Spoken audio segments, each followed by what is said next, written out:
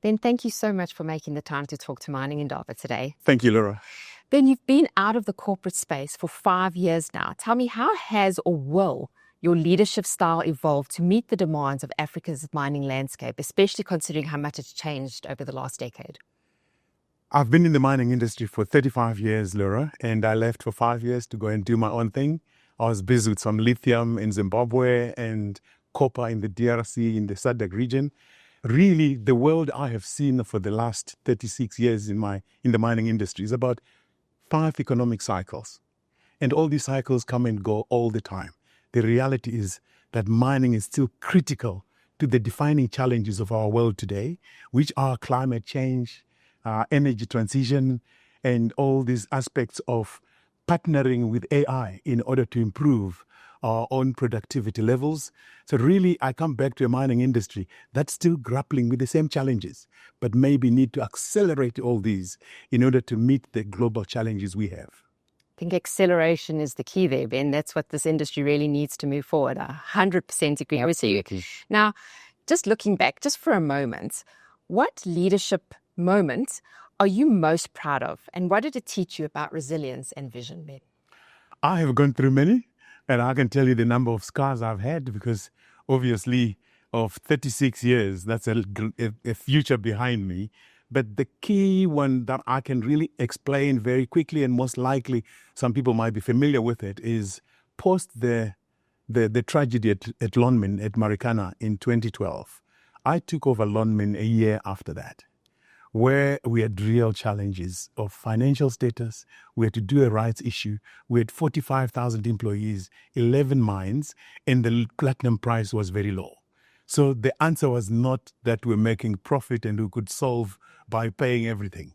We actually had to go through real nitty-gritties of saying, as stakeholders, what are we going to do in order to make sure we can create sustainability in Lonmin? So we went around restructuring the business. And unfortunately, I was clear that every stakeholder needed to take short-term pain if we were to get the long-term future that we want. So together, we worked a very clear reality plan, what we would do to turn around Lonmin, which we did. And in 4 years, we resulted in a 1.4 billion profit. And I was now convinced that the future of the workforce, of the company, of the lenders, of the customers, of the suppliers, and of government and communities was now in place. No doubt that resilience has come with you into Exxaro, Ben, and I think you've touched on a key word that really leads me into my next question, which is togetherness. And you've clearly outlined communities that came together. Now, partnerships, stronger together, progress through partnerships, is central to this year's Mining Indaba theme. How will you lead in a way that fosters meaningful collaboration across key sectors such as government, community, and industrialization? Stronger together, it really is a good word for me. And for me, I've always believed if you start from the start, you have to plan, you have to commit to holding each other to account, and we have to deliver.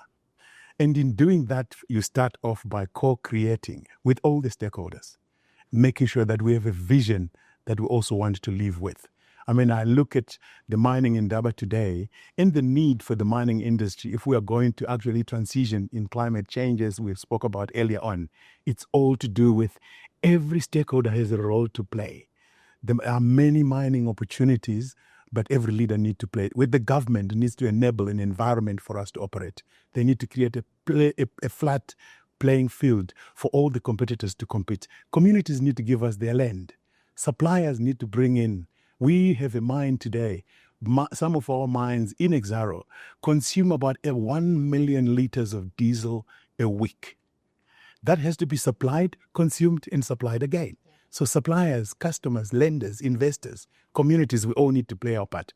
And I really think this stronger together mantra is about co-creating, having a clear plan, having a clear agenda, and holding each other to account in order to deliver.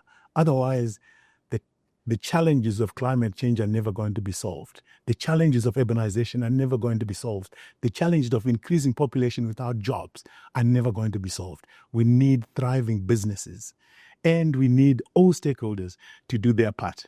Oh, Ben, that's quite incredible and so wonderful to see you looking at business from that particular lens and how everybody needs to play their part and work together.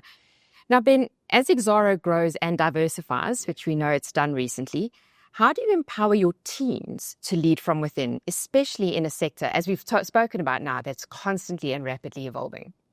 Indeed, the world is evolving all the time. These days of AI means we have to embrace digitization. We have to embrace innovation.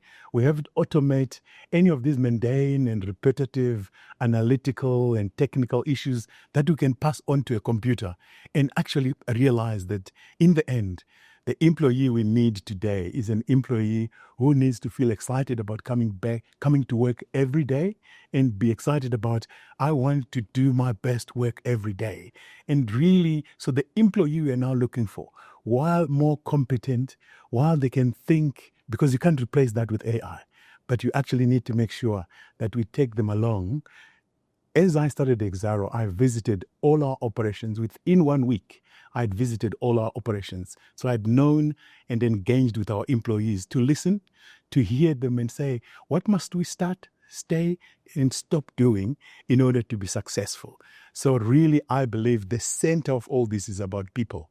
If we can find the humanness in every person, this is really my mantra about what I bring to Exxaro and what I've seen as a success ingredient in all the organizations I've worked in. Well, it's quite heartwarming, Ben, and you've clearly thought about AI, but thought about the human element and how to marry them perfectly together. Now, Ben, thinking about what you're going to do at Exxaro, I want to know what is on your personal to-do list as CEO of the company for the next 12 months? I would like Exxaro to be this diversified natural resources champion in Africa and beyond. And we have started and are accelerating our diversification strategy you spoke about earlier. So in May, we announced the acquisition of 4 assets in manganese in the world-class Kalahari manganese field, which is home to 70 to 80% of the mineral resources of the world in terms of manganese. So we announced that transaction. We also announced we have 2 transactions in our solar and wind farm projects. So we are doubling the capacity of our synergy business, which is our renewable energy business. By 2027, we'll be supplying almost 500 megawatts from solar and wind energy, both to our customers like Eskom, to our customers like Northern Platinum, who are our partners, but also to ourselves as a consumer of electricity. This reduces our emissions like Scope 2 emissions. It reduces our costs. So all these aspects are about partnership. So what I see as a clear vision is the manganese transaction must be closed in the next 6 months. Our renewable projects, we have one in Lepalale and another one in Karibos in the Karoo. Those projects must start producing the first electrons. And then we'll look at the next projects because we want our renewable business to go to 1,000, if not more, megawatts of production per year, of capacity. And we want the manganese business to be embedded in Exxaro while we remain with our coal base, because we realize today that the coal is still required for much longer. And Exxaro has got very competitive assets to make sure that we can feed the demand as required by the world. Creating a solid track record from the start, Ben, quite amazing. Now tell me something, if you had to describe Exxaro's future in just one single word, what would it be and why? A diversified natural resources champion in Africa and beyond. That is key. Natural resources as in coal, manganese, and our renewable energy projects. And one wonders, we may just have copper in the offing as we look into the long term. But the key is our people make the difference. So when we look into that future, it's really about our key make a difference. We have to do this safely and live our best lives at work and at home safely. Diversified natural resources champion of Africa and beyond. That's Exxaro. That excites me. Incredible, Ben. That's Exxaro and that's yourself as well. Now, in ending, I'd like to know, what kind of legacy do you want to leave behind as a leader in the African mining space through Exxaro? Through Exxaro, I really hope that with my return to the corporate again, that my legacy will be about having developed the next generation of mining leaders. We know Africa is agenda, which is the Vision 2063, the Africa we want.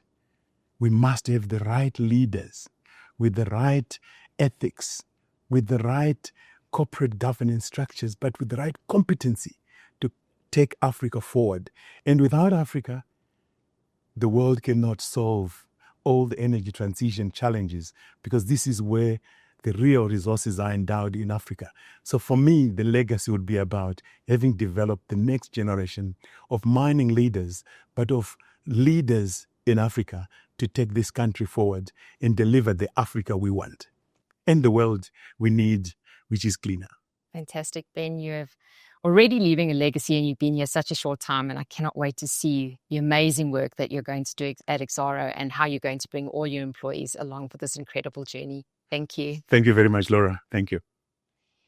If you want to hear from more of African mining CEOs, see us at Mining Indaba next year.